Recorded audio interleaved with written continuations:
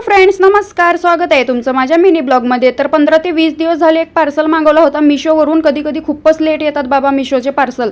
तर हा ब्लँकेट मी मागवला होता. कसा आहे मला कमेंटमध्ये नक्कीच सांगा. सध्या उन्हाळा आहे का हिवाळा आहे का पावसाळा आहे कळना झालंय. पुण्यामध्ये कूलर लावलं की थंडी वाजते, कूलर बंद केलं की गरम होते. तर ब्लँकेटची तारीफ नक्की कमेंटमध्ये करा. त्यानंतर इकडे मयंक अभ्यास करतो. खूप जण विचारत होते की मयंक शाळेत जात नाही तर अभ्यास कसा काय करतो. तर तुम्हाला माहिती आहे सध्या इंग्लिश मीडियममध्ये असं आहे की व्हॉट्सअपला अभ्यास येतो. तर त्यामुळे ते व्हॉट्सअपवरचा अभ्यास बघून करतो. त्याला अभ्यासाला बसवलं इथं, तोपर्यंत मी माझे कामं आवरून घेतले. असा असतो आमचा डेली रुटीन.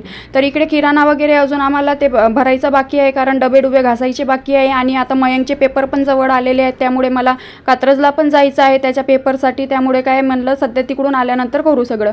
तर इथं आम्रखंड आणलेला होता, मयंकला खायचं होतं आम्रखंड. आणि गावाला गेलो होतो तेव्हा आम्ही हे मनुके आणले होते, म्हणजे मनुके बनवून घेतलेले आहेत हे घरी. तुम्हाला तर माहिती आहे द्राक्षाची बाग आहे माझ्या नंदेची. त्यानंतर इकडे पावसाचा मोसम झाला होता, त्यामुळे वॉशिंग मशीन मस्त झाकून ठेवली. वॉशिंग मशीनला तो कवर आणलाय मिशोवरून. तो कवर पण कसा आहे ते मला नक्कीच सांगा. त्यानंतर कूलर इथे होता, खुर्ची इथे होती, ते सगळं मी पुढच्या घरात नेऊन ठेवलं, कारण इथं खूप जागा गुतल्यासारखं वाटत होतं मला. तर मी मस्त झाडून पुसून घेतलं, बेड वगैरे आवरून घेतलं. आणि या खिडकीतून छान अशी हवा येत असते, मस्त थंडी थंडी.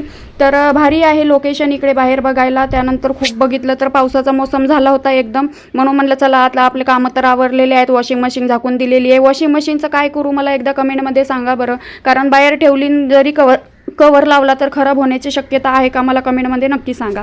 तर त्यानंतर मयंकला आम्रखंड खायचं होतं, तर तो दगड बनला होता एकदम फ्रीजरमध्ये ठेवून बाहेर ठेवला थोड्या वेळ. आणि मग कसं तरी ते थोडंसं नरम झालं. त्यानंतर मी मयंकला पोळी आणि श्रीखंड खायला दिलेला आहे. तुमचे दुपारचे जेवण झालेत का कमेंटमध्ये नक्की सांगा. व्हिडिओ आवडला असेल तर लाईक, कमेंट, शेअर, सबस्क्राईब करा. भेटू लवकरच पुढच्या व्हिडिओमध्ये. Bye bye.